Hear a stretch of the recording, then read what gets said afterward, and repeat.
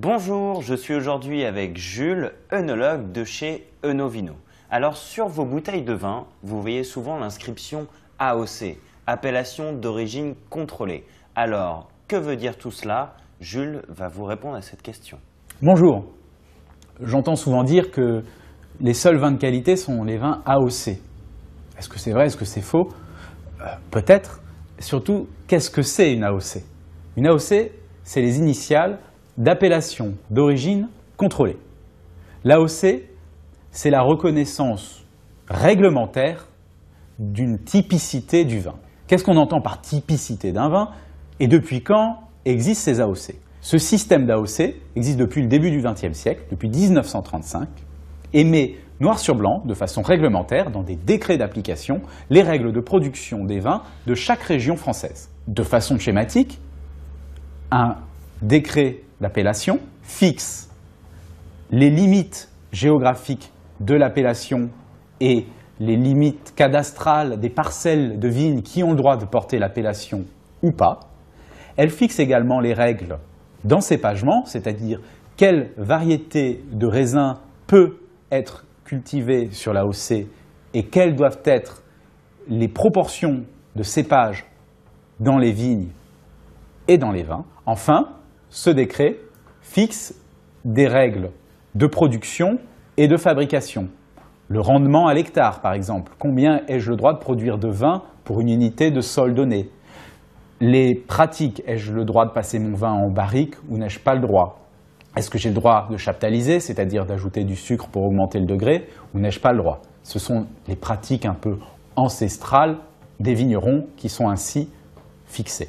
Outre cet aspect réglementaire, les AOC essayent de garantir la typicité du produit. Et pour garantir cette typicité, elles font appel à la dégustation. Chaque année, les vignerons d'une AOC, par exemple les vignerons de l'AOC Saint-Estèphe, donnent des échantillons de leur vin à déguster à l'aveugle par les professionnels de la région de Saint-Estèphe. Ils vont déguster les vins et dire si les vins dégustés ont un goût qui rappelle ce que doit être un Saint-Estèphe. Théoriquement, les plus mauvais vins sont éliminés et seuls restent les bons qui ressemblent à ce que doit être un Saint-Estèphe dans l'esprit des professionnels. Il existe en France de nombreuses AOC, plus de 450. Elles vont se transformer en appellations d'origine protégée dans le but de les adapter à l'évolution du monde du vin. Est-ce que pour autant les AOC ou ces AOP garantissent forcément la qualité d'un vin et sa supériorité par rapport aux autres, par exemple par rapport à un vin de pays? Ce n'est pas certain. Pourquoi?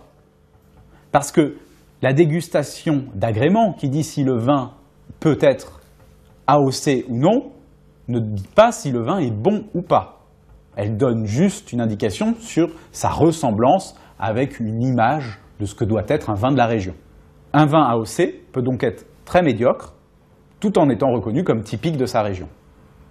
Deuxième point, certains vins qui ne sont pas faits selon les règles très strictes des décrets d'appellation sont éliminés d'office de la sélection des AOC. Ils n'ont pas le droit d'être appellation d'origine contrôlée puisqu'ils n'obéissent pas aux règles. Ils n'en sont pas pour autant mauvais.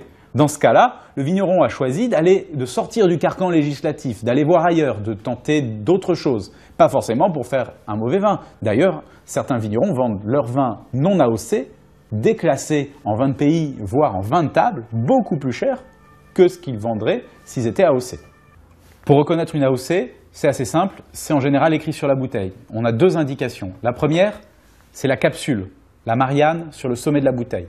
Les AOC ont une capsule verte. Outre la capsule, on trouve la mention AOC sur l'étiquette ou la contre-étiquette. Sur ce Bordeaux, par exemple, nous avons écrit Bordeaux et en dessous, appellation Bordeaux contrôlée. C'est donc une appellation d'origine contrôlée, AOC Bordeaux. En conclusion, vu la diversité des AOC, la diversité des régions et la diversité des qualités, on ne peut pas avoir un prix unique pour les vins d'AOC.